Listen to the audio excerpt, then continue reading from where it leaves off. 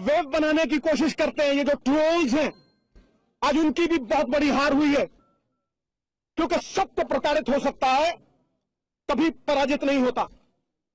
मैंने कैप्टन साहब को, राहुल भाई को और प्रियंका जी को एक बात कही थी, वो आज दोहरा रहा हूं। This is the revival of the Congress, it's just the beginning. The Congress will revive from here, take energy from Punjab and spread, mark my words. ये कोई हॉलो बोस्ट नहीं है, ये हकीकत है। कहते हैं सत्य को, जैसे पानी को छोटी सी दरार चाहिए होती है ना, 1 इंच भी मिल जाए तो वो मील बनाता है। अब जो असली कहने वाली बात है वो ये है कि खुशी से ज्यादा बदले की भावना को पीछे रख के अब पंजाब के हक में लड़ाई लड़नी होगी, निस्वार्थ होकर लड़नी होगी। नवजोत सिंह सिद्धू तो पहले दिन से कह रहा है, ना काहू से दोस्ती ना काहू से बैर, सिद्धू मंगे पंजाब दी खैर।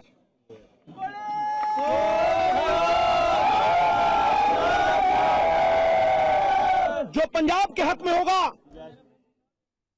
वो सिद्धू के इस साफे का लड़ होगा, हमारा सम्मान होगा, हमारी जिंद जान होगा। फिर पार्टियां वाटियां कुछ नहीं आती, सबका सहयोग चाहिए, कोई बदले की भावना नहीं, वो खत्म हो गया। अब सृजन है, उमंग है, नई तरंग है, और पंजाब की खुशहाली की एक दिल में बहुत बड़ी चाह है कि ये पंजाब जो सबसे ज्यादा परमवीर चक्र जीतता था, ये पंजाब जो महाराजा रणजीत सिंह का गौरव था, ये पंजाब जिसने ग्रीन रेवोल्यूशन लाई थी, ये पंजाब उभरे, इस कर्जे के संकट से उभरे। पंजाब का खजाना जो इन चोरों ने, डाकुओं ने लूटा है, वो फिर दोबारा से भरे और पंजाब का सम्मान बहाल हो। ये उसी की लड़ाई है, और उस लड़ाई के लिए आज से ही तत्पर होके हमें एक एजेंडा, एक पॉलिसी से पंजाब को उबारना होगा। सबसे बड़ा बोझ अपेक्षाओं का होता है, एक्सपेक्टेशंस।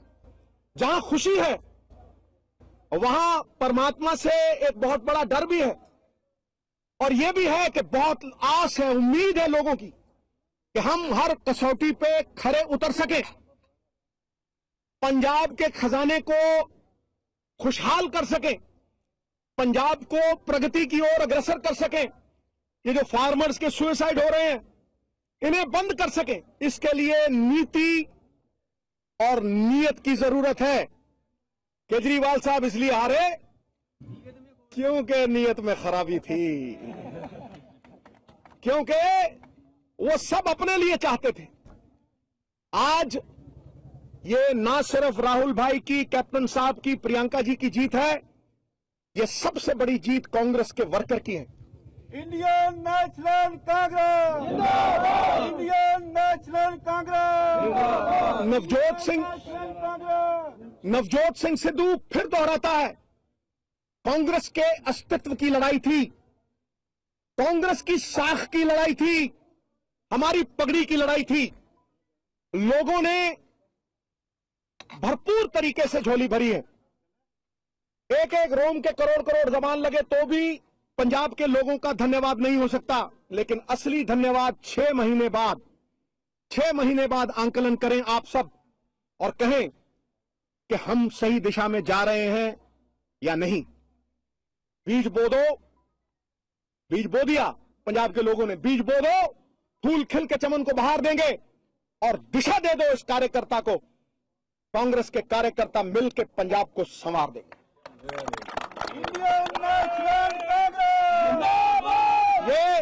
सिद्धू साहब तेरी बल्ले। ये मेरा वचन है, ये मेरा वचन है कांग्रेस के प्रधान मैडम गांधी को। ये मेरा वचन है कि हम पंजाब को एक उदाहरण बना के पेश करना चाहते हैं, और इसके लिए चाहे कोई त्याग, कोई बलिदान। मैं नवजोत सिंह सिद्धू, राहुल भाई का एक छोटा सा सिपाही, कांग्रेस का एक वर्कर, पंजाब के हर कांग्रेस के वर्कर को, हर पंजाबी को यह वचन देता हूं कि मैं नींव का पत्थर बनूंगा। मुझे क्या रोल लेना चाहेंगे?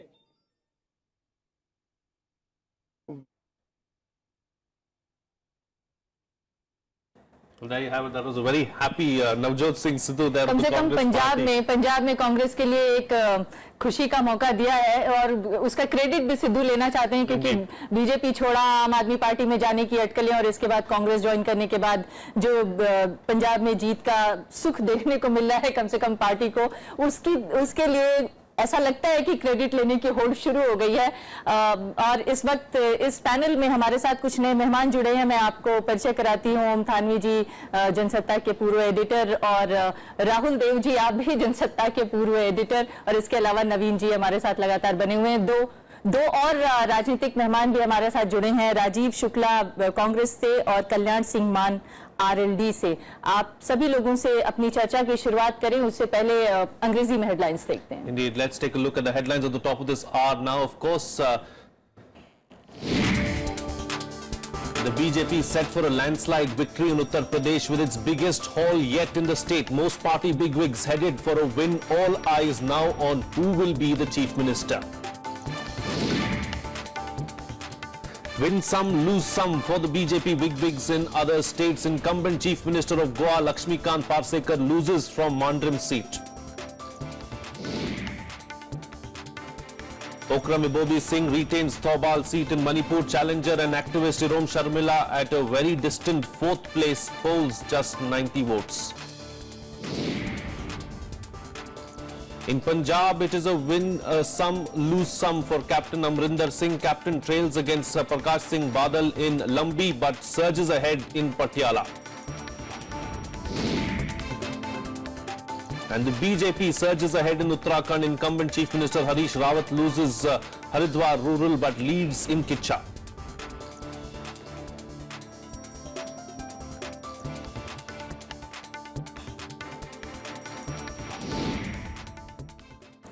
तो हमारे साथ जो मेहमान हैं चर्चा उनके साथ शुरू करते हैं। सबसे पहले राजीव शुक्ला जी, मैं आपके पास आना चाहूंगी। अभी हमने सिद्धू को सुना और वो जिस तरह से जीत का बखान कर रहे थे, आपकी पार्टी में निश्चित तौर पर खुशी की लहर होगी, लेकिन मैं ये जानना चाहती हूं कि आपकी पार्टी ने अमरिंदर सिंह जी के मुख्यमंत्री कैंडिडेट के नाम पर चुनाव लड़ा था, लेकिन ऐसा लगता है कि सिद्धू के इस बयान से जीत के श्रेय की होड़ लग गई है।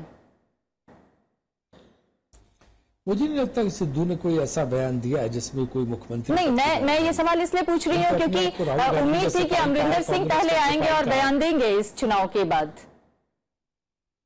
वो जीते होंगे, वहां उन्होंने बयान दिया होगा। हर जगह जगह लोग बयान देते हैं, तो उन्होंने बयान दिया होगा। मुझे नहीं लगता कि कोई उन्होंने ऐसी एम्बिशन प्रकट किया। वो तो शुरू से अमरिंदर के लिए बोला गया था, पार्टी हाईकमान ने बोला था, इसलिए मुझे नहीं लगता कि उस पर कोई विवाद है। तो इस जीत का श्रेय पंजाब से ही शुरू करते हैं। इस जीत का श्रेय आप लोग किसे देना चाहेंगे? क्योंकि ऐसा लगा कि सिद्धू जिस तरह की बात कर रहे थे, श्रेय का जीत कांग्रेस वर्कर को है जी, कांग्रेस कार्यकर्ता को जीत का श्रेय है, और कांग्रेस कार्यकर्ता में सब आते हैं। Rajiv Shukla ji, Navjot Singh Sidhu, in fact was very happy, came out and spoke with a lot of energy. Is that what the Congress needs right now? A breath of fresh air? And is the turnaround of the Congress party really going to start from Punjab as Navjot Singh Sidhu is suggesting? No, I think his speech was really good. It was very, motivating speech for Congress workers. And what he has said that from Congress, the beginning of Congress victory in all over the country would start. This is what he has said. So I think, people will definitely get motivated by his speech and workers will be upbeat now. जी राजीव जी, सृजन, उमंग, तरंग, ये सब बातें कर रहे थे नवजोत सिंह सिद्धू अपने अभी के बयान में। ये सृजन, उमंग और तरंग जो है वो बाकी राज्यों के नतीजों में भी देखने को मिलेगा क्या? देखिए, शब्दों की महारत जो है सिद्धू के पास तो है, इसमें क्या शक है। बाकी राज्यों में निश्चित रूप से इसका फसर आगे आने वाले चुनाव में हम यही कोशिश करेंगे, चाहे गुजरात हो चाहे दूसरे राज्य हो। और बाकी अभी आज का जो नतीजा है उसमें अगर देखें तो हम पंजाब में बहुत अच्छा है, और मणिपुर, गोवा में भी हम कोशिश कर रहे हैं कि हम किसी तरह से नंबर 1 बने। बाकी उत्तराखंड और यूपी के रिजल्ट हमारे लिए निराशाजनक हैं। इनके बारे में उत्तराखंड तो मुझे लगता है एंटी इनकम्बेंसी है, और जहां तक उत्तर प्रदेश का सवाल है तो हम लोग विकास की राजनीति की बात कर रहे थे अखिलेश के साथ, विकास विकास विकास। दूसरी तरफ जो है वोट बैंक की राजनीति थी, तो वोट बैंक की राजनीति हमारे ऊपर भारी पड़ी। वहां जातियों को इकट्ठा करके एक वोट बैंक तैयार करके उन्होंने राजनीति की थी, चुनाव में गए थे। हम विकास की राजनीति की बात कर रहे थे, विकास की राजनीति वोट बैंक की राजनीति के आगे हार गई। वोट बैंक की राजनीति मतलब आप ये कह रहे हैं कि अगर एक तरफ विकास की राजनीति वोट बैंक की राजनीति से हार गई, तो क्या दूसरे राज्यों में भी इसी फॉर्मूले को आप देखते हैं आपने जीत के पीछे? नहीं, दूसरे राज्यों में मुद्दा नहीं था, उत्तर प्रदेश में ये मुद्दा घनघोर था, क्योंकि वहां कोई इश्यू ऐसा नहीं था कि जो लोगों जनता में जिसमें वेब पैदा हो सके। तो वहां सिर्फ ये था कि किसका वोट बैंक कितने प्रतिशत का। आप किसी बीजेपी नेता से बात करते आपको यही समझाता कि देखिए अपर कास्ट इतना, फिर ओबीसी में इतना, फिर इसमें इतना, उसमें इतना। वो उस पर उधेड़ बुन कर रहे थे, उसी हिसाब से वो समझौते कर रहे थे छोटे छोटे दलों से। तो उन्होंने एक वोट बैंक का वहां, तो जब कभी कोई किसी मुद्दा कोई बहुत ज्यादा गर्म नहीं होता, किसी चुनाव में किसी चीज की लहर नहीं होती, तो हमेशा जातिवादी राजनीति जो है उत्तर भारत के कुछ राज्यों में हमेशा हावी रहती है, तो उसमें उनको सफलता मिली। मगर तमाम जाति से उठकर लोगों ने वोट दिया होगा, तभी बीजेपी को इस तरह की लैंडस्लाइड विक्ट्री मिली है। बहरहाल मैं आगे बढ़ती हूं और कल्याण सिंह मान आरएलडी से इस वक्त हमारे साथ जुड़े हैं। कल्याण जी, आरएलडी का इतना निराशाजनक प्रदर्शन रहा, इस पर क्या कहेंगे आप? अभी तक सिर्फ 2 सीटें दिख रही हैं, वो भी लीड में हैं, पता नहीं उसका रिजल्ट क्या होगा। देखिए, सीट तो हम उम्मीद करते हैं कि अच्छी सीट आएंगी, और लेकिन मैं इसमें ये देखता हूँ कि इसमें मैं 4 फैक्टर देखता हूँ इसमें। नंबर 1, जब 2007 में बीएसपी की सरकार आई थी, उन्होंने अच्छा काम नहीं किया। दूसरा, जब 2012 में सपा की सरकार आई, उन्होंने सुशासन की जगह कुशासन दिया।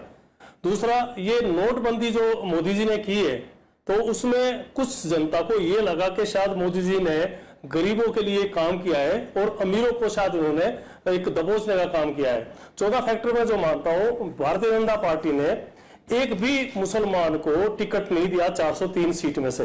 तो लोगों को कुछ ये पोलराइजेशन हुआ, मैं जहां तक समझता हूँ पोलराइजेशन हुआ है। ये इतनी सारी सीट आनी 305, 306 और ये जैसा बहाना, तो ये पोलराइजेशन है। तो राष्ट्रीय लोकदल, क्योंकि हम किसानों के लिए काम करते हैं, हम मजदूरों के लिए काम करते हैं, हम लघु उद्योग के लिए काम करते हैं, तो इसमें जरूर निराशाजनक हमारे लिए रहा है। और हम चौधरी साहब के साथ बैठेंगे, जैन जी के साथ बैठेंगे, इसमें हम जरूर ऐसा लग रहा था कि आपने नोटबंदी का जिक्र किया, इसलिए मैं पूछ रही हूँ। ऐसा लग रहा था कि नोटबंदी की वजह से किसान परेशान हैं और आम लोग परेशान हैं। आप जिस इलाके की बात कर रहे हैं वहां पर लोअर मिडिल क्लास काफी है, वो परेशान है, मगर उस परेशानी की झलक नतीजों में नहीं देखने को मिली। क्यों? उसका कारण यह है क्योंकि जो लोग थोड़ा गरीब हैं या किसान भी अगर लगा लो, तो उनको ये महसूस हुआ था कि शायद मोदी जी ने नोटबंदी करने के बाद ऐसा लगा उन लोगों को कि शायद ये हमारे लिए बहुत बड़ा फायदा होने वाला है, और इन्होंने अमीरों को कहीं ना कहीं दबाया और गरीबों को ऊपर उठाया है। तो लोगों ने ये सोच के ये जो वोट दिया, ये सोच के उनको दिया वोट। जी, सिद्धू ने एक बात कही थी, उनथानवी जी, मैं आपके साथ शुरुआत करना चाहूंगी। अपेक्षाओं का बोझ बहुत बड़ा होता है, ये सच है, अपेक्षाओं का बोझ बहुत बड़ा होता है और उसे पूरा करना बहुत बड़ी चुनौती होती है। और उसमें कहीं ना कहीं समाजवादी पार्टी और उसके साथ कांग्रेस गठबंधन भी फेल हुई, आरएलडी भी फेल हुई और मायावती जी भी फेल हो गई। ये क्यों हुआ? मतलब उनके हार और बीजेपी की जीत के पीछे आप क्या वजह देखते हैं, क्या फैक्टर्स रहे? देखिए, अभी मैं द वायर सुबह से वहाँ चर्चा में शरीक था, और वहाँ जो वरिष्ठ पत्रकार हैं विद्या सुब्रमण्यम, उन्होंने वो काफी विशद दौरा उत्तर प्रदेश का किया था, और उन्होंने 2-3 प्रसंग सुनाए जिसमें उन्होंने कहा कि साफ साफ वहां पे हिंदू मुस्लिम जो है वो एक लकीर खींच दी गई थी। ये जो ध्रुवीकरण जिसको हम बोलते हैं, पोलराइजेशन कहिए, कुछ भी कहिए, ये जो चीज है, और ये हमने चुनाव प्रचार के दौरान भी बराबर देखा कि सांप्रदायिक जो धारा है उस पर चुनाव चला गया है। और वो पश्चिमी उत्तर प्रदेश में जब लगा कि भारतीय जनता पार्टी जो है उसकी स्थिति बहुत अच्छी वहां पर नहीं है, उसके बाद अब वो अच्छी थी या बुरी थी, कुछ ठीक तो क्योंकि रिजल्ट तो बता रहे हैं कि उसकी स्थिति काफी अच्छी थी। आरएलडी को लोग मान रहे थे कि कम से कम 10-12 सीटें आ जाएंगी, 2 सीटों में भी वो अभी पता नहीं चल पा रहा है कि जीतेगी ही कि नहीं जीतेगी। उसको बसपा का भी कहा गया था कि उसको भी वहां पे कुछ नहीं है, और इलाके से पूरा बसपा साफ हो और गई। लोकदल का। उसके बाद मतलब जब ऐसी खबर निकल के आती है, आप देखिए उसके बाद जो सिलसिला शुरू हुआ, उसमें कब्रिस्तान भी आया, उसमें शमशान भी आया, उसमें कसब भी आया, और वहां से लेकर के आखिरी चुनाव के दिन तक सैफुल्ला जिसका जो एनकाउंटर हुआ, वो जो भी उस पर आतंकवाद का जो आरोप है, लेकिन उस दिन भी आप ये देखिए कि व्हाट्सएप वगैरह सोशल मीडिया पे बराबर इस चीज का इस्तेमाल हुआ है, और राम मंदिर जो है वो वापस लेकर के आए थे। खैर मैं अभी मानता हूं कि अब कम से कम राम मंदिर उत्तर प्रदेश में बन जाए, और जो लोगों की अपेक्षाएं थी वो उनसे पूरी हो जाए, तो एक तरह से ये अच्छा होगा। लेकिन ये जो सांप्रदायिकता चुनावों में ले आई जाती है, कम से कम देश के भविष्य के लिए बहुत अच्छा नहीं है, और मोदी जी का मैं मानूंगा करिश्मा ही है। मगर तत्काल रूप से देखा जाए तो इसने जीत तो दिलवाई है एक खास पार्टी को, हमेशा नवीन जी से भी हम जानते हैं। देखिए हम कुछ हद तक सहमत भी हैं कि सांप्रदायिकता एक बहुत बड़ा मुद्दा रहा है, लेकिन जैसा कि हमने पहले कहा था कि ये कॉकटेल रहा 3 चीजों का। एक हिंदुत्व, जिसको आप सांप्रदायिकता या जो भी कहिए, इसको बहुत एग्रेसिव ढंग से रखा गया, राष्ट्रवाद, और इसको सटल तरीके से भी रखा गया। ठीक है, उसके बाद क्योंकि देखिए वेस्टर्न यूपी में ऑलरेडी पोलराइज था, तो वहां पर ये कसाब और शमशान और ये सब कहने की जरूरत नहीं थी, क्योंकि ऑलरेडी सिचुएशन पोलराइज था मुजफ्फरनगर राइट्स के बाद। लेकिन ये रहा कॉकटेल 3 चीजों का, जिसमें नेशनलिज्म, हिंदुत्व, और कहीं ना कहीं एक ब्रांड मोदी की जो रिप्रेजेंट करता है एस्पिरेशनल पॉलिटिक्स को, स्पेशली जो कटिंग अक्रॉस यूथ जिनको ड्रॉ करता है। तो ये तीनों चीज रही है, और ये तीनों चीज जब एक साथ आ जाए तो बहुत डेडली कॉम्बिनेशन हो जाता है, एक डिफरेंट नैरेटिव हो जाता है, जो कि इंडिया में आज तक रहा नहीं। जिस तरह का पॉलिटिक्स इंडिया में कभी ये तीनों चीजों को एक साथ रखकर किसी ने पॉलिटिक्स नहीं की है। ये न्यू ब्रांड ऑफ पॉलिटिक्स है, एंड अपोजिशन जो है इससे फेमिलियर नहीं है। अपोजिशन में उस तरह के आर्टिकुलेट लीडर नहीं है। इस तरह के ब्रांड की पॉलिटिक्स में सबसे बड़ा इंपॉर्टेंट चीज है कम्युनिकेट करना।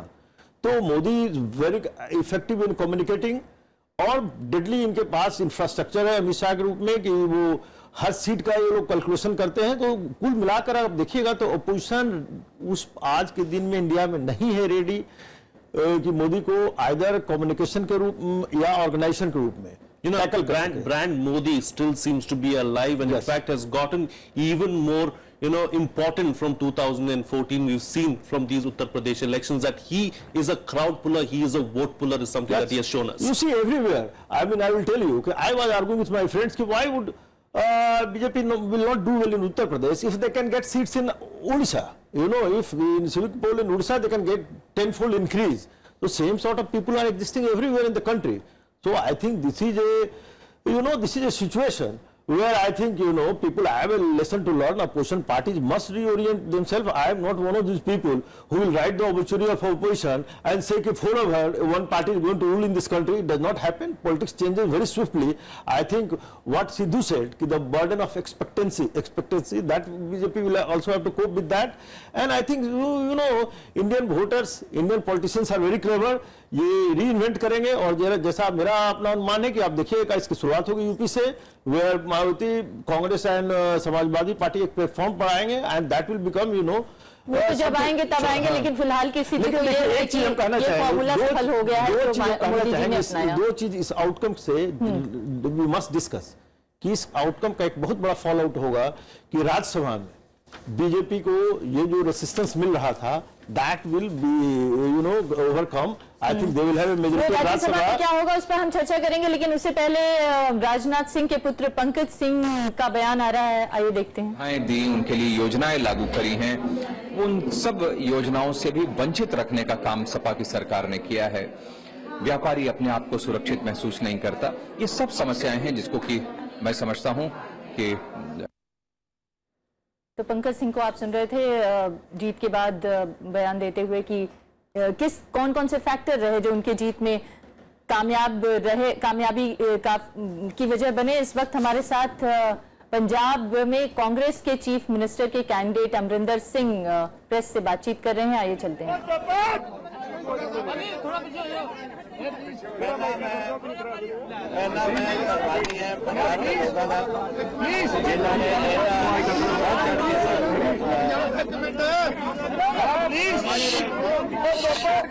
के लोगों का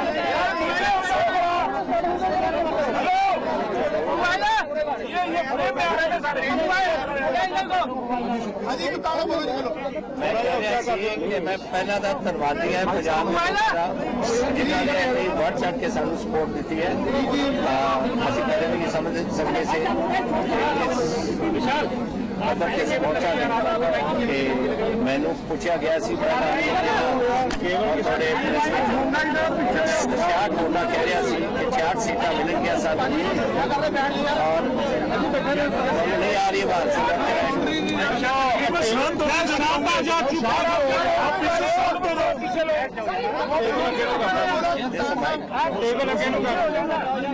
शांत हो जाओ, सब कुछ सुन लेंगे। एक बार प्लीज एक बार शांत हो जाओ। कपिल साहब बोल रहे हैं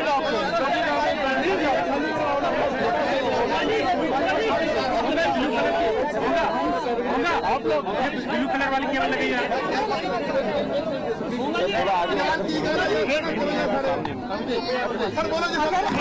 चुप रहेंगे ना, सब शांति रखेंगे।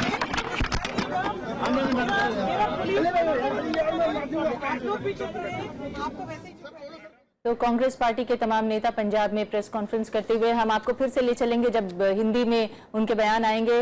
बहरहाल जिस तरह के जीत के फैक्टर्स अभी हम डिस्कस कर रहे थे, राहुल जी आप भी क्या मानते हैं कि हिंदुत्व, राष्ट्रवाद और एक एग्रेसिव कैंपेन का जो तरीका था उसमें बाकी विपक्षी दल फेल हो गए और बीजेपी काफी हद तक कामयाब हुई? उसका नतीजा उत्तर प्रदेश में देखने को मिला, उत्तराखंड में देखने को मिला और बाकी जगहों पर भी बीजेपी का कोई खराब प्रदर्शन नहीं नजर आ रहा है।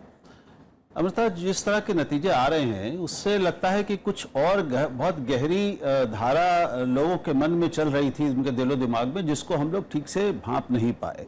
ये केवल नरेंद्र मोदी की शैली, केवल उनका जादू, केवल वो नहीं, कुछ और भी चल रहा है यहाँ पर और कई चीजें हैं। कुछ चीजें तो हम समझ सकते हैं। मैं समझता हूँ कि लोकसभा चुनाव के बाद से 2014 से ही मोदी और शाह की ये जो जोड़ी है, इन्होंने उत्तर प्रदेश में एक एक बूथ के स्तर पर जाकर जिस तरह की रणनीतियां बनाई थी, जिस तरह स्थानीयतम स्तर पर जाके उन्होंने राजनीतिक अंकगणित बैठाया था, नई जातियों को जोड़ा था, तो एक तो मैं कहूंगा कि नया हिंदू जातीय समीकरण या इंद्रधनुषी समीकरण इस चुनाव में, चुनावी समीकरण वो सामने आया है। अब तक ऐसा समीकरण इस देश में नहीं देखा गया। हालांकि हमने शुरुआती दौर में जब टिकट बांटे गए थे उस वक्त काफी अंदरूनी विरोध भी देखने को मिला था पार्टी के अंदर, उसके बावजूद भी तमाम लोगों को एकजुट करने में सफल रही पार्टी। विरोध तो सब जगह किसी भी बड़ी पार्टी में होता ही है, कौन सी नई बात है। और बीजेपी कितनी भी अनुशासित अपने को कहे, अंततः वो एक जन सामान्य की पार्टी जब बनती है, एक आकार की समस्याएं होती हैं, विशालता की समस्याएं होती हैं, तो वो उसके साथ भी रही। दूसरी चीज ये भी देखिए आप कि जिस तरह से बसपा ध्वस्त हुई है, जिस तरह से कांग्रेस ध्वस्त हुई है, और जितनी कम सीटें अभी हमारे पास वोट शेयर नहीं आए, वो शाम तक पता चलेंगे तो और थोड़ा पता चलेगा कि कितने प्रतिशत वोट किन जातियों के या पार्टियों के दूसरी बीजेपी को गए हैं। लेकिन ये कुछ बहुत ज्यादा बड़े तरह का मूवमेंट हुआ है और ये केवल ध्रुवीकरण के नाम पर या केवल हम जातीयता के नाम पर इसको नहीं समझ सकते। आप देखिए अभी उड़ीसा का जिक्र हुआ, उड़ीसा में जो नतीजे आए, महाराष्ट्र में जो नतीजे आए, तो वो बता रहे कि पूरे देश में कहीं कुछ गहराई में कुछ नई चीजें चल रही हैं, जिनमें शायद एक ये जो जिहादी आतंकवाद का जो एक वैश्विक खतरा है उसकी समझ या वो लोग उसको कैसे ग्रहण कर रहे हैं, ये भी कहीं एक कारक हो सकता है जिसकी अभी हम चर्चा कम कर रहे हैं। तो कई सारी चीजें हैं, अभी इसको समझना पड़ेगा क्योंकि ये बिल्कुल अप्रत्याशित है। मैं आपको सिर्फ एक आंकड़ा देता हूं कि 37 साल पहले 1980 में स्थिति यह थी कि कांग्रेस को 424-25 की उत्तर प्रदेश विधानसभा में 309 सीटें मिली थी और बीजेपी या भारतीय जनसंघ उसको मिली थी 11। अब आप देखिए कि स्थिति बिल्कुल उलट गई है। ये अप्रत्याशित है, ये कभी शायद बीजेपी ने भी सोचा नहीं होगा। Indeed, it is unprecedented in something that we haven't thought about. एक बात जो राहुल जी ने कहा, मैं उसके बारे में आपसे भी चर्चा करना चाहती हूँ कि कुछ समाज के अंदर कुछ ऐसी चीज चल रही है अंतर्मन में जिसको शायद अभी तक समझा नहीं जा सका है।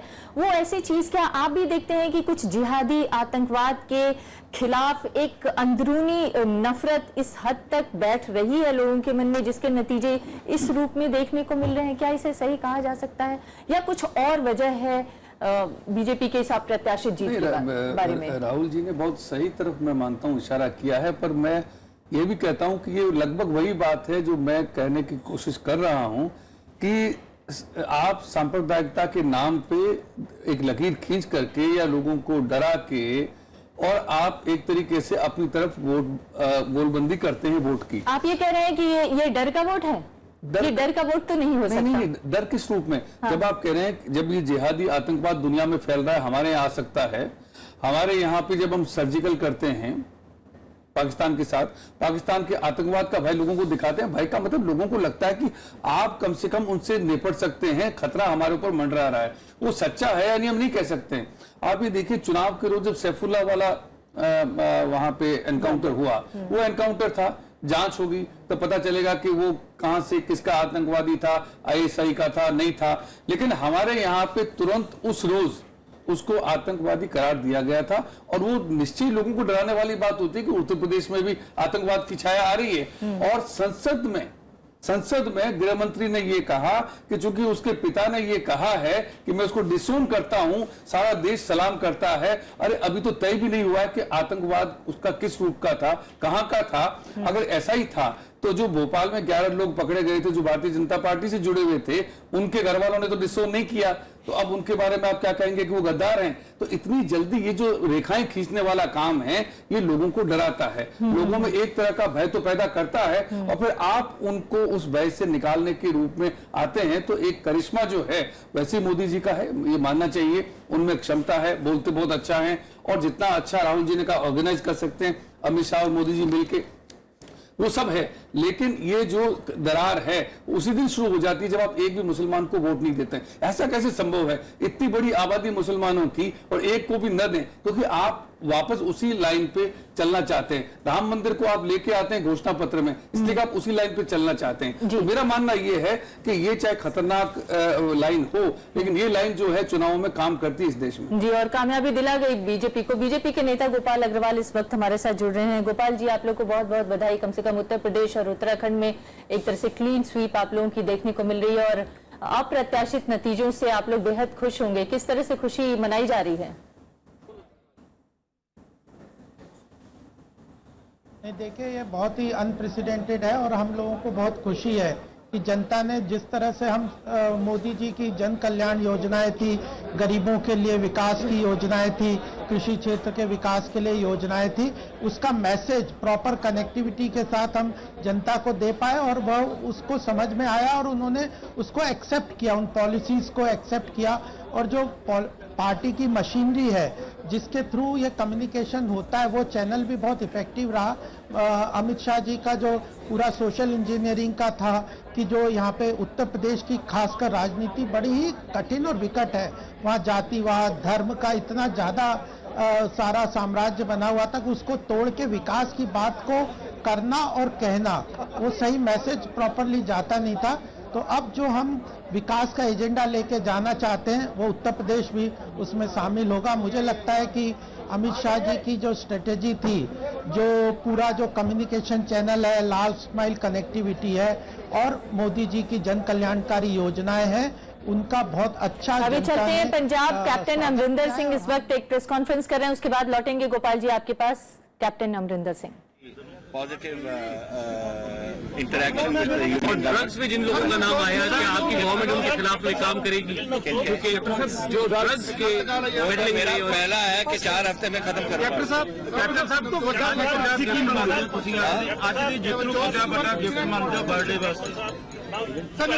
ਇਹ ਤਾਂ ਪੰਜਾਬ ਦੇ ਲੋਕਾਂ ਨੇ ਮੈਨੂੰ ਇੱਕ ਜਨਮ ਦਿਨ ਦਾ ਤੋਹਫਾ ਦਿੱਤਾ ਔਰ ਮੈਂ ਕੀ ਕਰਾਂ।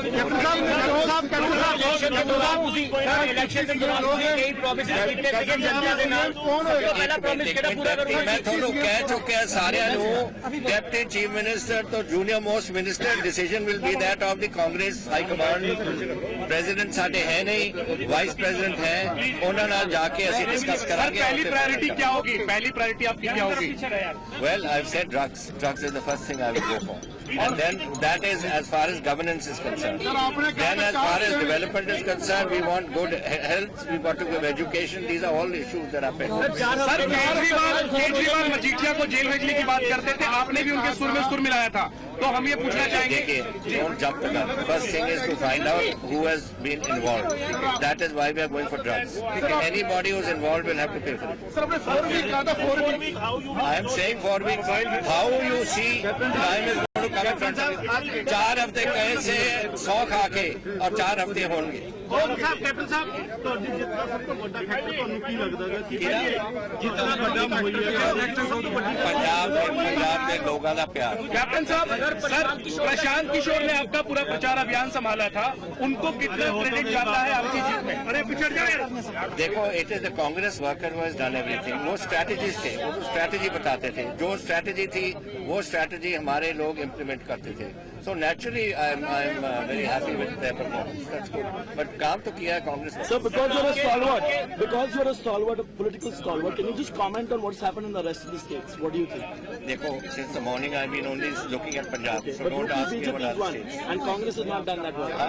UP, BJP is one, and Congress has not done that let well. me go through them you don't ask me to comment something which I have not seen I will sir आपके दिग्गज आगे पीछे चल रहे हैं अगर वो आगे तो this is revival of Congress party at the national level sir SYL ਦੇ ਉੱਪਰ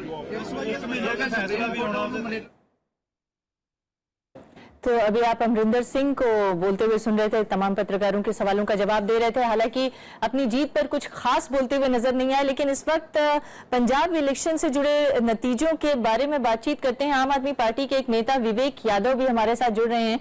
विवेक जी, आम आदमी पार्टी को बड़ी उम्मीदें थी, कम से कम पंजाब से बहुत ज्यादा उम्मीदें थी कि वो शायद सिंगल लार्जेस्ट पार्टी होगी, यहाँ तक कि उसको तो सरकार बनाने का दावा भी उसकी तरफ से किया जा रहा था। लेकिन अभी जो मैं इलेक्शन कमीशन की वेबसाइट पे देख रही हूँ, महज 22 सीटों पर आप लोग आगे हैं, उसमें से सिर्फ 3 सीटें फिलहाल जीत पाए हैं। क्या कहेंगे अपने इस तरह के रिजल्ट पर आप?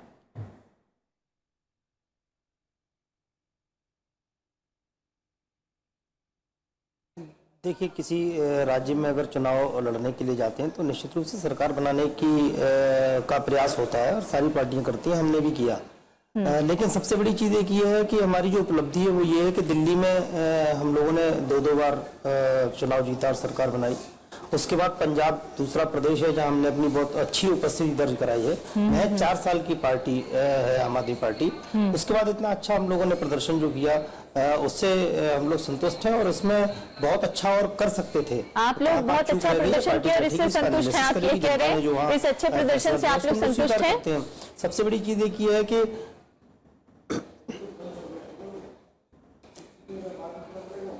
नहीं, बिल्कुल हमारे लिए एक उपलब्धि ये है कि एक दूसरा प्रदेश है जहां हमने अपनी उपस्थिति दर्ज कराई है और महज 4 साल की पार्टी होने के बाद ये कोई छोटा काम नहीं है। ये हमारी पार्टी ने अगर वहां पंजाब में एक बड़ी उपस्थिति दर्ज करा दी है तो आने वाले भविष्य में निश्चित रूप से आम आदमी पार्टी राष्ट्रीय राजनीति में अपना दखल रखेगी और एक मुकाम हासिल करेगी, ऐसा हम लोग मानते हैं। लेकिन आप लोगों को बहुत सारी चुनौतियां हम लोगों के सामने, आप लोगों को जीत के लिए जिन इलाकों में सबसे ज्यादा आप लोगों की दावेदारी थी उन इलाकों से भी आपका सफाया हो गया। आप कह रहे हैं भगवंत सिंह मान के इलाका हो या मालवा के इलाका हो, तमाम इलाकों से आप लोगों को कुछ अच्छा रिजल्ट हासिल नहीं हो सका। तो आप लोग जब एनालाइज करेंगे तो क्या आप मानते हैं, किस तरह का एनालिसिस आप देख रहे हैं इस चुनाव में, इस नतीजे के पीछे? देखिए, सबसे पहली चीज तो ये कि इसको सफाया नहीं कह सकते क्योंकि हम लोगों का पहला चुनाव था और पहली बार हम लोगों ने वहां प्रदर्शन किया और 0 से 22 या 23, 24, 25 जहां तक हम जा रहे हैं वो हम 0 से जा रहे हैं। तो मतलब उपलब्धि तो है, वहां हम लोगों ने अपनी उपस्थिति दर्ज कराई है। अब सबसे बड़ी चीज एक ये है कि दिल्ली में जो हम लोगों ने काम किया, जो हमारा विकास का गवर्नेंस का मॉडल था, उसको पंजाब में हम ले जा पाने में और सफल हो सकते थे और जनता के बीच में ले जा सकते थे, जिससे और बेहतर परिणाम आते। इसको लेकर के बैठेंगे हम लोग, इस पे एनालिसिस करेंगे, इस पे एक विवेक जी जो ताजा आंकड़े आ रहे हैं उसके मुताबिक आम आदमी पार्टी सिर्फ 22 सीटों पर सेकेंड पोल की है। इतना तो तय है कि अपने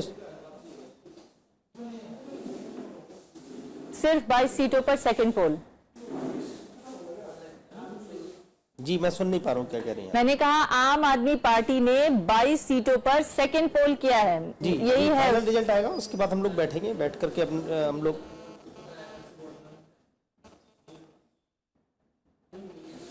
जी तो ठीक है। अभी इसके फाइनल रिजल्ट आना बाकी है। जब फाइनल हो जाएगा उसके बाद हम लोग इस पे पूरी बैठ करके तफसील से चर्चा करेंगे, विचार करेंगे कि अभी और भी चुनाव है प्रदेशों में, उसमें हम कैसे बेहतर कर सकते हैं और बेहतर हम क्या कर सकते हैं। इस पे बैठ करके पार्टी चर्चा करेगी। हमारी साहब मैं आपसे ये जानना चाहती हूँ, वो बहुत ज्यादा इस पर विचार व्यक्त करने की स्थिति में नहीं है, लेकिन आम आदमी पार्टी ने जो ये दावा किया था कि हमने दिल्ली में बहुत अच्छा गवर्नेंस दिया और उसका नतीजा हमें निश्चित तौर पर पंजाब की जनता देगी, उसके अनुरूप हमें वोट देगी और हम सरकार बनाएंगे या कम से कम सिंगल लार्जेस्ट पार्टी होंगे, और उसके इस दावे को बहुत सारे जर्नलिस्ट ने भी ऑथेंटिक मतलब प्रमाणित किया था।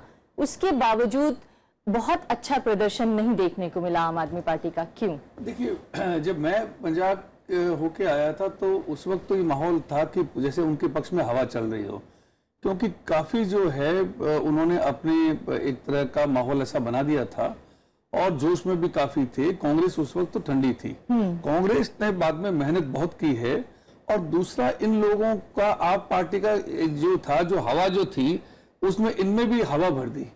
यानी ये लोग ऐसे आए कि हम लोग जिस तस्तरी में रखी हुई सरकार मिल रही है, उसके बाद जो बयान याद तभी तय होने लग गया कि कौन मुख्यमंत्री बनेगा, मैं बनूंगा, ये नहीं बनेगा, वो बन जाएगा।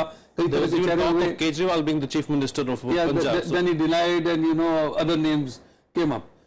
उसके बाद ये हुआ एक चीज जिसको मुझे लोगों ने कहा कि ये बहुत ही इन्होंने खतरनाक बात कही है। टेलीफोन जो है वो जगह जगह केजरीवाल के नाम से गया, जाहिर रिकॉर्डेड गया होगा। उसमें ये था कि जो जेल में बंद निर्दोष लोग हैं उनको हम लोग बरी कर देंगे। इससे पहले ये आरोप लग रहा था, और ये मेरा एक रीडिंग है, और भी कारण दूसरे हो सकते हैं, कि वहां लोगों ने कहा ये लोग तो जो हमारे आतंकवाद से हम लोगों ने बड़ी मुश्किल से मुक्ति पाई है, और ये जो लोग आतंकवाद को जो प्रमोट करते हैं, इन लोगों का, और जो बाहर से जो लोग आ रहे हैं, विदेश से जो पैसा आ रहा है, एनआरआई आ रहे हैं वगैरह, तो ये एक लोगों ने शक खड़ा कर दिया। लेकिन सिर्फ शक था, लेकिन वो जो टेलीफोन गया जिसमें कहा गया था कि हमारे सरकार बनी तो जो लोग जेलों में बंद हैं उनको हम बरी कर देंगे, ये लोगों में एक बहुत ही विचित्र संदेश गया कि आप क्या उन लोगों को बरी कर देंगे जो आतंकवादी भर्ती हैं, तो क्या वापस पंजाब में आतंकवाद आएगा? और इस किस्म की चर्चा बाद में विपक्षी दल जो थे उनको तो करनी थी। तो ये कई कारण हैं, लेकिन ये था कि जो इतना ये आत्मविश्वास इनमें अति में आ गया, आत्मविश्वास में हार गए, और कांग्रेस ने फिर जो है इससे चुनौती लेकर के कांग्रेस ने जो मेहनत की वो उनको आगे। कांग्रेस की जीत के पीछे क्या आप केवल अमरिंदर सिंह और सिद्धू की मेहनत देखते हैं, या ओवरऑल पार्टी की एकजुटता भी कहीं उसको जीत दिलाने में कोई रोल कैप्टन का एक अहम रोल था? क्योंकि अगर जहां भी आप देखिएगा कंट्री वाइड, जहां भी कांग्रेस का एक पावरफुल रीजनल लीडर है, वहां पर अगर चाहे मणिपुर देखिए इबोबी सिंह, वहां पर कांग्रेस होल्ड कर रहा है। यहाँ पर राहुल गांधी कोई बहुत बड़ी भूमिका नहीं थी, राहुल गांधी ने कोई बहुत बड़ा कैंपेन भी नहीं किया था पंजाब में। कैप्टन का एक इमेज रहा है एज ए गुड एडमिनिस्ट्रेटर, और पंजाब में जिस तरह का एंटी इनकम्बेंसी थी, आम आदमी पार्टी इस पोजीशन में नहीं था कि उसको एक्सप्लॉइट कर सके, क्योंकि आम आदमी पार्टी हेवीली डिपेंडेंट था कि जो वोट अकाली दल के हैं वो वोट शिफ्ट हो जाएगा आम आदमी पार्टी में, वो जीत सकते हैं। वो उस बड़े पैमाने पर नहीं हुआ, और जैसा इन्होंने बताया कि I think there was serious concerns कि आम आदमी पार्टी के फ्यूचर एजेंडा को लेकर, एंड ऑफ कोर्स हम नहीं मानते हैं कि वो उनका इंटेंशन होगा कि ये सेपरेटिस्ट फोर्सेस को ये करें, लेकिन समवेयर आई थिंक ये social media and political rivals were able to create this impression. Congress party को जो आप कह रहे हैं, उसी में से मैं एक सवाल पूछना चाहती हूँ, उसी बहस में से, कि इन चुनाव से, इन 5 राज्यों के चुनाव से क्या सबक लेना चाहिए? देखिए कांग्रेस स्टेट लीडर्स को प्रमोट करने की जरूरत है, क्योंकि अगर आप देखिए तो उस दिशा में कोई प्रयास ही नहीं हो रहा है। आप देखिए गुजरात हो या मध्य प्रदेश हो या छत्तीसगढ़, जहां पर आने वाले दिनों में चुनाव के आगे चलकर जो अहम में रहेंगे, जब भी 2019 के इलेक्शंस के पॉइंट ऑफ व्यू से कोई प्रयास नहीं कि आप मध्य प्रदेश में आप कोई एक सिंगल लीडर कह सकते हैं जो कि कांग्रेस का नेतृत्व कर सकता है। One state they have, that is Rajasthan, and where they have selected a leader, Sachin Pilot is doing a very good job. So what इससे लेसन ये निकलता है कांग्रेस के लिए कि you promote regional leader. Hindi heartland में उनको एक लीडर पैदा करना पड़ेगा जो कि एनर्जी रिफ्लेक्ट कर सके, जिस तरह की बात सिद्धू ने की थी। हम जानते हैं कि सिद्धू से नहीं हो सकता। Before we continue, Anant Kumar, Union Minister, is addressing the media. Let's listen to what he has to say. Manipur में अभी हम कह सकते हैं यानी समुद्र तट से, यानी गुजरात और महाराष्ट्र से लेकर उस तरफ म्यांमार के सरहद तक भारतीय जनता पार्टी है। भारतीय जनता पार्टी का एजेंडा है, मोदी जी का करिश्मा है। वैसे ही आज के दिन में लद्दाख से लेकर के कन्याकुमारी तक भारतीय जनता पार्टी के लोक प्रतिनिधि है। भारतीय जनता पार्टी सार्वदेशिक पार्टी बन चुकी है। पंजाब और गोवा में भारतीय जनता पार्टी को और मोदी जी को आशीर्वाद मिला है, और वहां के परिस्थितियों के कारण गोवा में तो भारतीय जनता पार्टी जीती रही है। पंजाब में लोगों ने भारतीय जनता पार्टी के उम्मीदवारों को आशीर्वाद दिया है। तो आप मानते हैं कि कुल मिलाकर के मोदी का करिश्मा अभी भी जारी है? You know, we haven't given much importance to Manipur and Goa over the last hour or so, and it's extremely, close and tight there. The race in Manipur, of course, it's a neck-and-neck battle between the BJP and the Congress, and in Goa as well, it seems like Goa is headed towards a hung assembly. Rahul Dev, in a situation like this, where, either the Congress or the BJP cannot get over the halfway mark, and say, for instance, they are tied at maybe 16 seats apiece in Goa, who stands a better chance to form the government? Clearly, we need to know who those others are who are leading in 7 or 8 of those seats. So they too will play a very crucial role in the formation of government in Goa. These states have a history of very easy sort of communication and channels of movement between parties to break or make governments. Both Manipur, several northeastern states as well as Goa. So. And one crucial factor in government formation in these states has been which party government will help us get more aligned with the center. Especially in northeastern states, it's critical for them to be on the right side of the center government because they are so dependent on, so critically dependent on the center for all for living, for their normalcy of life.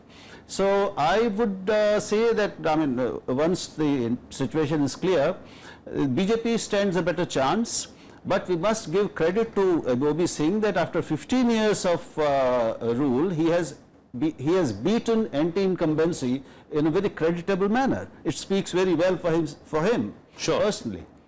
And Goa could go either way. जी, गोवा में जो अभी चुनाव नतीजे election commission की website पर मैं देख रही हूँ, उस नतीजों में बीजेपी ने 6 सीटें जीती हैं, कांग्रेस ने 5, लेकिन कांग्रेस 3 सीटों पर लीड कर रही है और बीजेपी 2। इसका मतलब यह है कि दोनों एकदम नेक टू नेक 8-8 सीटों पर आगे हैं। और इंडियन नेशनल कांग्रेस यानी एनसीपी के खाते में 1 सीट गई है। महाराष्ट्र गोमांतक पार्टी सिर्फ 1 सीट पर लीड कर रही है, जिसने कि गोवा सुरक्षा मंच के साथ साझेदारी में चुनाव लड़ा था। गोवा फॉरवर्ड पार्टी ने 1 सीट जीत ली है और इंडिपेंडेंट 1 सीट पर लीड कर रहा है। कुल 22 सीटों के नतीजे या रुझान इस समय हमारे सामने है, जिसमें से 13 के रिजल्ट आ चुके हैं। तो बीजेपी और कांग्रेस दोनों ही नेक टू नेक स्थिति में आ चुके हैं। गोवा महाराष्ट्रवादी गोमांतक पार्टी पिछले 2-3 दिन के भीतर बीजेपी के साथ जाने की घोषणा कर चुकी है। तो उसकी अभी जो सीट अलग दिख रही है आपको, हो सकता है वो उसी के साथ वो बीजेपी की सीट में आप उनकी सीटों में शामिल कर लीजिए। जैसे ही वो सुभाष वेलिंकर वाली जो पार्टी है वो भी बीजेपी की सीटों में ही शामिल है। हाँ, लेकिन एक इंडिपेंडेंट भी है, एक गोवा फॉरवर्ड पार्टी भी है। बहरहाल ये तो एक बात हुई, लेकिन अभी अनंत कुमार जी कह रहे थे कि कच्छ से लेकर म्यांमार तक पूरी सार्वदेशिक पार्टी हो गई है बीजेपी। उसमें अगर पंजाब का जिक्र करें तो सिर्फ 3 सीटें बीजेपी को मिल रही हैं। क्या कहेंगे आप? नहीं, ये तो हमें ट्रेंड्स और दोनों जो जीते हैं डिक्लेयर्ड सीट दोनों को मिला के बात करनी चाहिए। केवल जीती हुई सीटों पे बात करेंगे तो स्थिति अभी अलग हो जाएगी। जो ट्रेंड है उनको देख के बात करें, वरना पूरी स्थिति तो जब आ जाएगी उसके बाद ही बात करेंगे। लेकिन मैं समझता हूं कि सबसे कम उम्मीद अगर बीजेपी को कहीं थी तो वो पंजाब से थी, और उसके बहुत स्पष्ट कारण थे। वहां पर वो जूनियर पार्टनर थी, उसने कभी अपने आप को अकाली दल से आगे रखने की और उससे आगे बढ़ने की कोशिश नहीं की। उसने अपने आप को संतुष्ट रखा था वहां तक। वहां उसके दूसरे कारण हैं, ओम जी भी उन कारणों को बहुत अच्छी तरह जानते हैं। तो पंजाब में ये कोई अप्रत्याशित तो बहुत आश्चर्य वाली बात नहीं है जो स्थिति वहां पर हुई है। आश्चर्य वहां पर आम आदमी पार्टी की को जो सीटें मिली हैं, जिस तरह की अपेक्षाएं बन गई थी उन्होंने बना दी थी, उसके मुकाबले जो हुआ है वो थोड़ा आश्चर्यजनक है। तो ये मैं समझता हूं कि, और मणिपुर में भी जो बीजेपी का प्रदर्शन है, आप देखिए कि वो पहली बार ऐसा होगा कि इन राज्यों में आसाम के बाद एक दूसरा इतनी बड़ी उपस्थिति वो वहां बना रही है अपनी। ये एक नया द्वार खोला है उसने। जी, मणिपुर के जो इलेक्शन कमीशन की वेबसाइट पे जो आंकड़े दिख रहे हैं उसके मुताबिक मणिपुर में 12 सीटों पर बीजेपी और 16 सीटों पर कांग्रेस लीड करती हुई नजर आ रही है। 8 सीटें कांग्रेस ने जीती हैं, भारतीय जनता पार्टी ने 3 सीटें जीती हैं। ये जीत के हैं, लेकिन लीड के आंकड़े में ज्यादा अंतर नजर नहीं आ रहा। हो सकता है आने वाले वक्त में ये नतीजे में कुछ हेरफेर हो। बहरहाल आपका ये कहना है कि जहां पर बीजेपी ने अपनी उपस्थिति दर्ज कराने के लिए प्रयास किए, वहां पर उसने उपस्थिति दर्ज कराई और अच्छा प्रदर्शन किया। गोपाल कृष्ण अग्रवाल जी, अब इस जीत के बाद एक सबसे बड़ा सवाल पूछा जा रहा है बीजेपी से, वो ये कि उत्तर प्रदेश में कौन होगा मुख्यमंत्री? देखिए, यह तो जैसे अध्यक्ष जी ने पहले ही स्पष्ट कर दिया है। उन्होंने पहले कह दिया था कि जो एमएलए जीत के आएंगे, क्योंकि हमें कंपोजिशन पता नहीं था कि उनका क्या रहेगा, किस क्षेत्र से आएंगे, वो उनका ही प्रेरोगेटिव है। प्रजातंत्र का बहुत महत्व है हमें पार्टी में। वो खुद चुनेंगे और उसके बाद उसको पार्लियामेंट्री बोर्ड एंडोर्स करेंगे और जल्दी ये प्रक्रिया हो जानी चाहिए। बहुत सारे लोग हैं जो उसके लिए सक्षम हैं और उनमें से जो भी नेतृत्व पसंद जो चाहेंगे उस हिसाब से। Tanvi ji, do you believe that in Uttar Pradesh they will? लेकिन ये महत्ववाद नहीं है, महत्ववाद है। They will imply a model that they used in Haryana, or will it be a Maharashtra model where the state president becomes a chief minister, or in Haryana's case we saw someone unknown being promoted to the post of a chief minister? I'm not sure about it, but one person who claims and who was campaigning all the way, Swami Adityanath, he's not going to be the chief minister. One thing is sure, though his name was not projected, but he was projected as a star campaigner. And हालांकि उनकी नाराजगी भी शुरुआती वक्त में देखने को मिली और उनके कम से कम 20 उम्मीदवार उन्होंने उतारे हुए। हालांकि बाद में कुछ लोगों ने विड्रॉ कर लिया था, लेकिन नाराजगी कर लिया गया था। हाँ। और उनको मना लिया गया था और उनको बाद में प्रोजेक्ट किया गया स्टार कैंपेनर, उनको हेलीकॉप्टर दिया गया और ये एक संदेश जो है गया कि ये मुख्यमंत्री बनेंगे अगर भारतीय जनता पार्टी आई तो। भारतीय जनता पार्टी तो धूमधाम से आ गई है, पर मुझको जो मेरी राय है उसमें उनको नहीं बनाया जा सकता, क्योंकि जिस किस्म का तेवर है और जिस किस्म से अब लोग जिस किस्म की खतरे की बात वहां करने लगेंगे उत्तर प्रदेश में, तो अगर योगी आते हैं तो वहां का ये भारतीय जनता पार्टी अगर ऐसा करती है तो समझदारी की बात होगी। Indeed, it is something to think about. But Gopal Agarwal, before we let you go, of course, is there something that you can tell us as far as Uttarakhand is concerned? Who could possibly be the chief minister there in Uttarakhand? No, we have not declared anybody as a leader for the. We have under a strategy. It is that it will be done at the level of the MLAs, and then finally it will be endorsed by the parliamentary board. And when there is such an unprecedented victory, it is more important that the MLAs' concerns are taken care of. And all things are considered before a final. Sure, fair enough. You're not telling us who will be the chief minister either in Uttar Pradesh or Uttarakhand. Understandable. We understand that the party will take the final decision. But Naveen, any front runners in Uttarakhand as far as the BJP is concerned? I think Satpal Maharaj, I think, is a front runner because he came to party in 2014. he was given ticket by denying ticket to BJP former president, and the sort of prominence he has been given in campaign, everything, and BJP has already ruled out the senior leaders who are MP and in Delhi, they will not get a chance. Though Amit Shah later tried to clarify it, I mean just to placate them, but I think it looks quite obvious that Satpal Maharaj, according to me, is a front runner. लेकिन जो कांग्रेस से नाराज लोग गए थे और जिनको एक तरह से तोड़ने का ब्लेम भी लगा था बीजेपी के ऊपर, वो लोगों को अगर कुछ नहीं मिलेगा तो क्या आपको नहीं लगता है कि वो लोग भी फिर से कोई दगा कर सकते हैं? देखिए, जिस तरह की मेजोरिटी है उसमें उसका स्कोप नहीं है. आई थिंक वो स्कोप तब रहता कि अगर मेजोरिटी जो रहती वो कम रहती. यहाँ पर कांग्रेस को केवल 10 सीट आता है, तो जो लोग भी गए हैं उनको इस सच्चाई को एक्सेप्ट करना पड़ेगा कि जो बीजेपी का लीडरशिप जिस बात को कहेगा वो उनको मानना पड़ेगा. तो ये चॉइस रहेगा. और देखिए, जिस तरीके से बीजेपी आज बीजेपी के प्रवक्ता चाहे कुछ भी बात कर रहे हो कि एमएलए डिसाइड करेंगे और ये करेंगे वो करेंगे, वैसा होता नहीं है आजकल. I think the party leadership decide कर लेता है और उसको एक फॉर्मेलिटी का जामा पहनाया जाता है कि एमएलए की मंत्री ये हो जाएगी, ये सब. तो मेरा मानना है कि पार्टी डिसाइड करेगी किसको करना है. जिस तरीके से आज तक हम लोग देखते आ रहे हैं, अगर आप देखिए एक एबिलिटी, एडमिनिस्ट्रेटिव एक्सपीरियंस, तो राजनाथ सिंह को उत्तर प्रदेश का चीफ मिनिस्टर होना चाहिए, लेकिन वो कभी नहीं होगा क्योंकि बीजेपी में भी है कि एक बहुत स्ट्रॉन्ग आदमी को लीडर बनाने में पार्टी का नेतृत्व अभी तक झिझकते रहा है. इसलिए मेरा मानना है कि समबडी लो प्रोफाइल वो फिर से इमर्ज कर सकता है, चाहे वो उत्तर प्रदेश की बात हो, remote चाहे control from Delhi as far as not only remote control, he is not allowed to become a power center, Sure. One aspect that we haven't spoken about, Rahul Dev, is the fact that the regional parties have done extremely badly, and we've seen the re-emergence of national parties in state politics in these elections.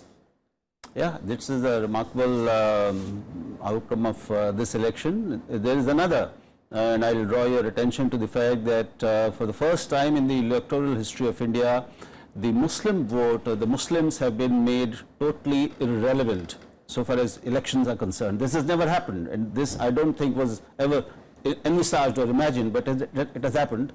The implications are deep, tremendous, far-reaching, and we have to study what the implications are in the long term and the medium term. Are we going to see a consolidation? The emergence of national parties shows you that there is a national consciousness, political consciousness spreading.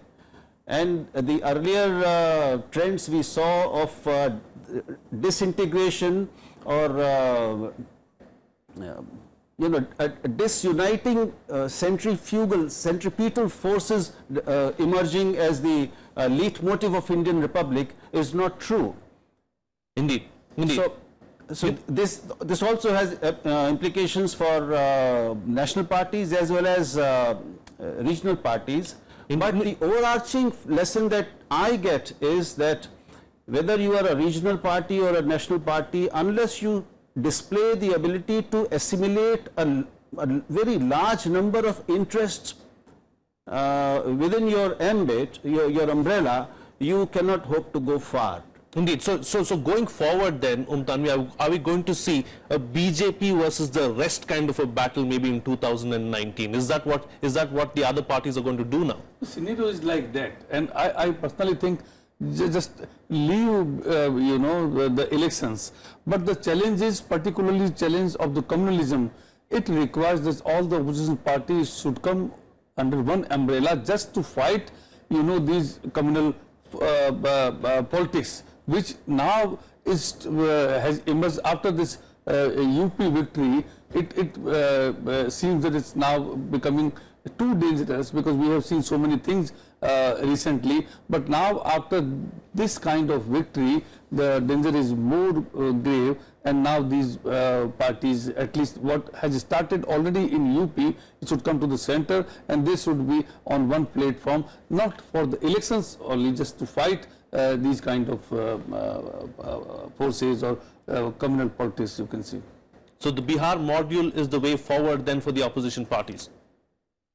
देखिए, Bihar model is necessary, I mean compulsion, and others I have been telling from थोड़ा सा कुछ कोशिश करने की थी Samajwadi party और Congress. But I tell you, they will also have to, you cannot just bring different parties with different ideology, different caste interests, different political agendas, on one platform and hope that the voters in general election, in national elections, are going to vote for them at a time when, this BJP, apart from Hindutva, apart from nationalism, they have also been given a vision of, economic vision of the country, aspiration, where you are connecting with youth, you are connecting with that generation which is on internet, which is on social media, which wants to pursue a life abroad, which wants to pursue glamour. You cannot, unless and until you have a progressive leader, you bring all the opposition parties together and counter BJP on the agenda of economic empowerment, and progress. That is what is needed. You can't just, have three parties together and you hope that their votes will complement each other and they win the election against BJP. You need a whole package is what you you're need saying. a whole package and a leader who is accepted and an economic agenda. Sure. Yes, Tanvi ji, you wanted to say something. नहीं, मैं ये कह रहा था कि अब इस जीत के बाद ये जो हिंदू राष्ट्रवाद, ये जो चीजें बीच में हम लोग देख रहे थे, अब निश्चित मान के चलिए कि इस किस्म की गतिविधियां बढ़ेंगी। अभी जो होता था, कोई बोलता है तो कहते थे आपको पाकिस्तान जाना है, या कोई आतंकवाद के आरोप में मारा गया तो तुरंत कि भाई उससे बाकी लोग उससे अलग हो जाएं। ये अपने आप को लोगों से सबूत मांगना कि आप जो हैं राष्ट्रवादी हैं वगैरह, ये जो चीज जो मैंने भय शब्द का इस्तेमाल किया था, और ये भय का इस्तेमाल चुनावों में, ये नहीं कि भारतीय जनता पार्टी ने पहली दफा किया हो, कांग्रेस भी इसको आजमा चुकी है। कांग्रेस ने 1984 में राजीव गांधी जब चुनाव लड़ रहे थे, मुझे अच्छी तरह से याद है, पूरा रीडिफ्यूजन नाम की कंपनी को ठेका दिया गया था प्रचार का, और पूरे पन्ने पे आपको हथगोले, बम और ये मगरमच्छ, यानी एक भय, उस भय से मुक्ति दिलाने के लिए हम सामने हैं। इस किस्म का भय इस दफा भी पैदा किया गया है, लेकिन अब जो है, मतलब पहले उम्मीद पैदा की गई, सपना पैदा किया गया और अब भय पैदा किया गया, और 2014 से 2017 तक आते आते ये चेंज हुआ है, आप ये कह रहे हैं। और अब जो ये जो भय पैदा किया गया है, जिससे अब आपको उससे जीत हासिल हुई है, अब लोगों को आपसे और ज्यादा उम्मीदें हो रही हैं। तो अभी तो आप ये कहते थे कि सिनेमाघर में जाके आपको खड़े होना है, या आपको आतंकवादी के आरोप में जो मारा गया उसके घर वालों को ये सबूत देना है कि वो इसमें शरीक नहीं है। अब आपकी डिमांड, आपकी अपेक्षाएं लोगों से और बढ़ेंगी, और जो लोग बोलते हैं, जिनको अब तक आप सिर्फ कहते थे कि आप। इस समय प्रकाश सिंह बादल मीडिया से बात कर रहे हैं, माफ कीजिएगा उनकी बयान इसके लिए एक हम कमेटी बनाएंगे और कोर कमेटी में भी डिस्कस करेंगे कि किस वजह से ये अकाली दल को, हमें तो आप 4 सीटें ही देते थे, चलो उससे तो कुछ थोड़ा बड़े ही है। तो एक कमेटी बनाएंगे, मैं प्रधान साहब को कहूँगा वो जल्दी वो कमेटी बना दें, या कोर कमेटी की मीटिंग बुला लें, जिसमें सारे इलेक्शन के हर पहलू जो है उसको अच्छी तरह विचार किया जाए। तो कब ये मीटिंग बुलाई जा रही है? It's up to the president. Bantu ji भाई, ये प्रेसिडेंट उनको कहूँगा मैं, मेरी बात भी हुई है, perhaps he may come here today or tomorrow। मैं कल को चंडीगढ़ भी जाना है और गवर्नर साहब को अपना इस्तीफा भी देना है, क्योंकि वहाँ जाके गवर्नर साहब को इस्तीफा देना होता है। तो मैं पंजाब के लोगों का शुक्रगुजार हूँ कि 10 साल के लिए जो मुझे सेवा दी है, जो करी है, मैं अपने मन से जो डेवलपमेंट की या कोई यादगारें बनाई, या और हर पहलू किसान को, व्यापारी को, हर को, खास करके दलित भाईचारे को जो अच्छी स्कीमें बनाई, तो उसका मैं पूरा संतुष्ट हूँ। और जो गलती भी रह गई है मुझसे, तब पंजाब के लोगों से बड़ी निम्रता से मैं खेमा भी मांगता। और लंबी के लोगों को मैं बधाई देना चाहता हूँ, लंबी कंस्टिट्यूंसी को, कि इस तरह एक बहुत बड़ा चैलेंज दोनों पार्टियों ने इस हल्के पे चैलेंज किया था। साहब अमरिंदर सिंह खुद खड़े हुए, और उन्होंने दिल्ली से जैसे सबसे बड़े परवान जो है मुझे हराने के लिए या सुखबीर के हराने के लिए भेजे, उसमें उनको कामयाबी नहीं हो सकी। इसलिए मैं इस हल्के का खासकर शुक्रगुजार हूँ कि इतना प्रोपेगेंडा किया। मैं तो यहाँ रहा ही नहीं, और वर्कर्स का भी धन्यवाद करता हूँ, पब्लिक का भी धन्यवाद करता हूँ कि उन्होंने इतनी बड़ी जीत जो है मुझे दी। सर, हार की जिम्मेदारी आप किसके सिर आप सोचते हैं कि हार की किन वजह से जो है वजह क्या रही? हार चीज जो हार गए वो पार्टी के ऊपर ही होती है और किसके ऊपर नहीं। कारण पूछिए। हैं जी, कारण क्या रहे? भाई कारण हम डिस्कस करेंगे, अकेला मैं खुद नहीं रीजन बताऊंगा, हम डिस्कस करेंगे, थारोली डिस्कस करेंगे और हम एक ये कोशिश यही हमारी होगी कि अगली दफा और मजबूती से सरकार बने। मगर सर, आपने डेवलपमेंट के मुद्दे पे चुनाव लड़ता है कि डेवलपमेंट के मुद्दे जो लोगों ने नकार दिया। देखो, डेवलपमेंट मेरा ख्याल है कि पंजाब के लोगों को एक सवाल ही पूछा जाए कि पंजाब में डेवलपमेंट कितनी होगी, हर कहता था कि इतनी बड़ी डेवलपमेंट कभी हो सकती। आप खुद भी प्रेस वाले हैं, सारी जगह जाते हैं, आपको भी एहसास होगा कि इससे ज्यादा डेवलपमेंट हिंदुस्तान में किसी स्टेट में हर पहलू में नहीं हो सकती जितनी हमने की। मतलब साहब, कांग्रेस की जो जीत हुई इस पर क्या कहेंगे? क्यों उनका इतनी बड़ी जीत जो इतना बड़ा? देखिए, जीत जो है उसका मैंने कहा ना कि हम सारा देखेंगे, एकदम को ये नहीं कि अभी 1 घंटे में सारा बता दूं। We will discuss the whole matter thoroughly within party. बिल्कुल बधाई देता हूँ और साथ ये भी कहता हूँ कि पूरी कोऑपरेशन जो पंजाब के हित के लिए हुई वो हमारी पार्टी की तरफ से और जाती तौर पे मेरी तरफ से। लेकिन आम आदमी पार्टी बहुत बड़ा दावा कर रही थी, क्या दावे? चलो, मैं आई डोंट वांट टू, मैं कभी ऐसे छोटी बातों में गया है। हर एक पार्टी दावा करती है, कोई पार्टी, हम भी दावा करते थे, हम ये तो नहीं कहते थे हम सरकार नहीं बनाएंगे, पर जो फतवा दिया ठीक है। हर एक को सोचना चाहिए कि ये बड़ी बड़ी बातें नहीं कहनी चाहिए, हम ये कर देंगे, हम इनको अंदर दे देंगे। पंजाब ਦੇ ਬਾਦਲ ਸਾਹਿਬ ਬਤੌਰ ਆਪੋਜੀਸ਼ਨ ਪੰਜਾਬ ਦੇ ਕਿਹੜੇ-ਕਿਹੜੇ ਕੰਮ ਨੇ